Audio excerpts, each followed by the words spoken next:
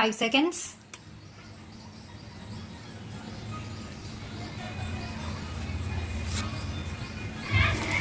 Sir, I rise to support the bill as it has emerged from the joint committee, but while doing so, I wish to make some observations generally and also in respect of certain clauses.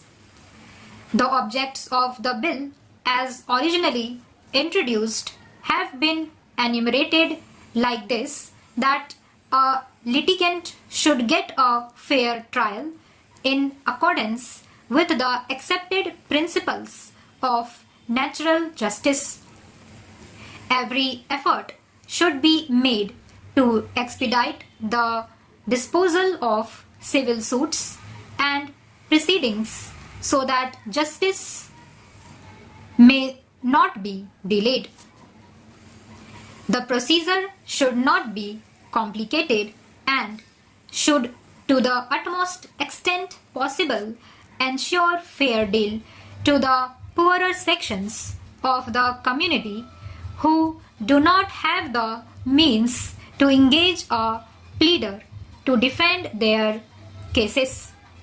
I wonder whether any of these three objectives will be achieved by this bill. Let us not flatter ourselves that this amending bill, as it has emerged from the joint committee, will be able to achieve any of these objects. The Code of Civil Procedure is a complicated thing.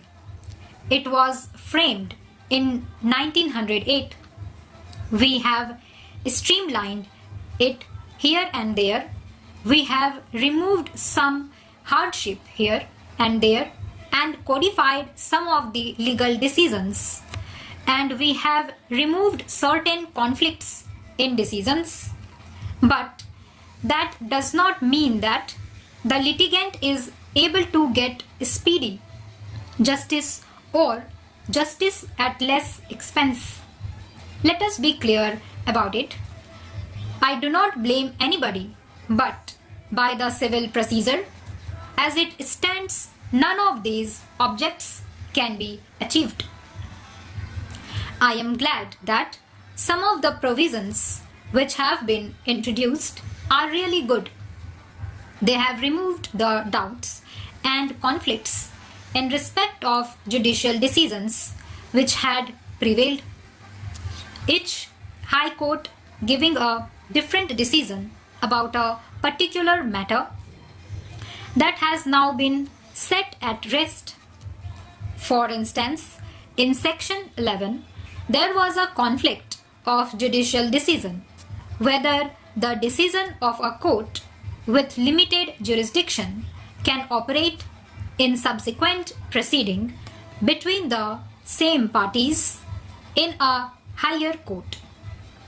There was a conflict of decisions, and now it is set at rest by saying that the decision of the lower court with limited jurisdiction will operate in a subsequent suit between the same parties in a court with higher jurisdiction.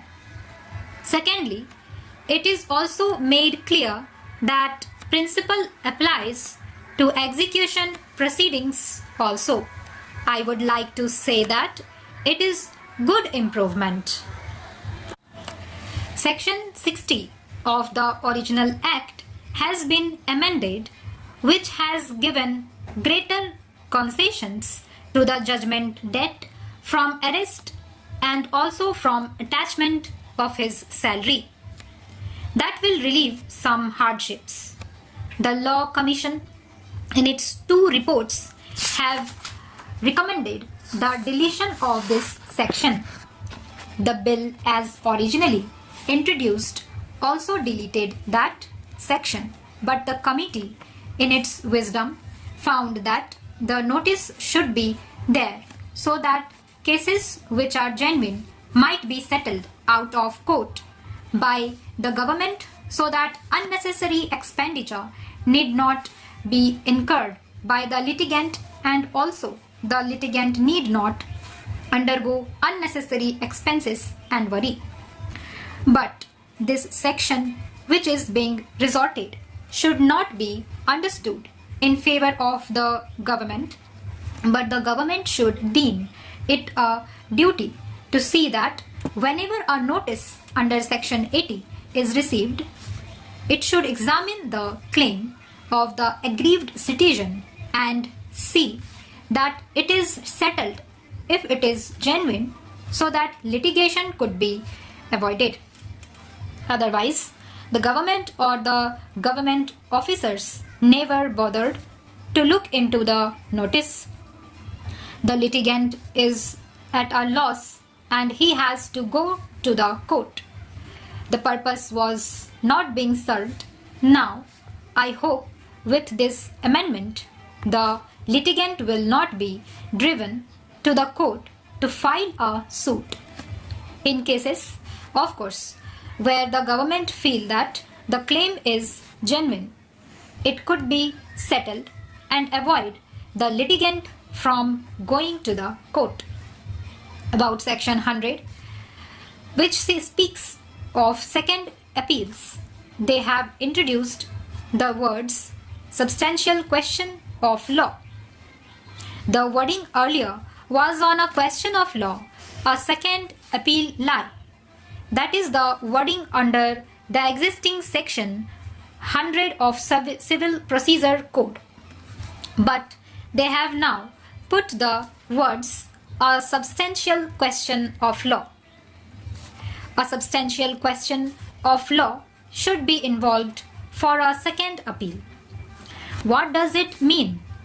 Suppose the decision of a suit depends on a question of limitation where the plaintiff files a suit and the defendant contests the suit as barred by time.